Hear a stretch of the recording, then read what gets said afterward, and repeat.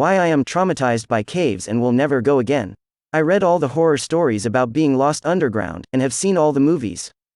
I always said that they were dumb as heck, it was their own fault for going down there. They should have known better, and I vowed to never put myself in that silly situation, yearning to breathe free above the surface. It didn't help that we lived near a huge cave system, literally at the bottom of a local mountain, and an ancient river had cut holes all through the ground.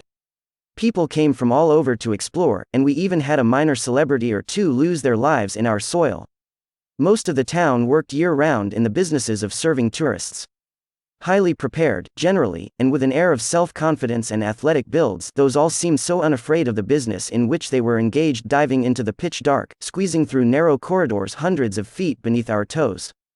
I would have moved to get away from the whole scene, but my house was cheap, and the neighbors were nice. I'd lived in the town my whole life. Nobody ever fell into a sinkhole and ended up in a cave there, at least. My friends, I'd likewise known for most of my life, and we enjoyed frequent drinking, and it led to a couple nights where I woke up without any memory of the evening before.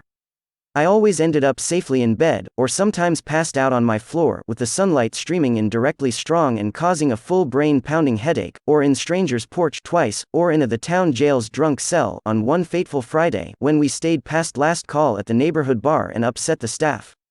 My friends were likewise heavy drinkers, and they also had nights where they blacked out drunk. We just took it as normal Fridays, and laughed about our debauchery as we regaled each other with stories of past weekends.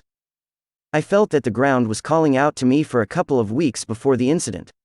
I would hear whispers when I was driving by the parking lot to one of the most visited caves, which opened into a complex system, and I dreamed that I was walking near the mouth of a great cave, with stalagmites bearing out like giant teeth. I thought nothing of it, not believing in prophecies like any logical 21st century man, but one dream was so bad I couldn't fall asleep the rest of the night. I had a flashlight in that dream, and I walked into the cave, and it was full of monsters. I awoke in a cold fright, and felt them in the room with me. I had to turn on the lights, and when I closed my eyes I felt their hot breath and heard their ragged breathing. The next Friday, I planned to get extremely drunk, to get a good night's sleep. The monsters had been in my room, in my mind, again the night after, and the night after that. I certainly met that goal, and we were all 3 sheets to the wind by 10:30, a rare evenings indeed. I wandered out of the bar for a smoke, and felt the chill of the November air. I heard the whispering again. It was plaintive and real, it was calling my name. I couldn't have resisted, as much as the rest of this might have been my fault. Could you resist someone calling your name? I didn't realize it was the voice of the cave. The monsters. They knew I would be here, close enough. Just close and unaware enough tonight. They called my name, and I followed. Edit, bad idea. Just survived. The caves are worse than the addition. There are hungry people down there and they don't stop eating, ever. Thank you for watching. If you enjoyed the video, hit like. If you would like to see more, feel free to subscribe.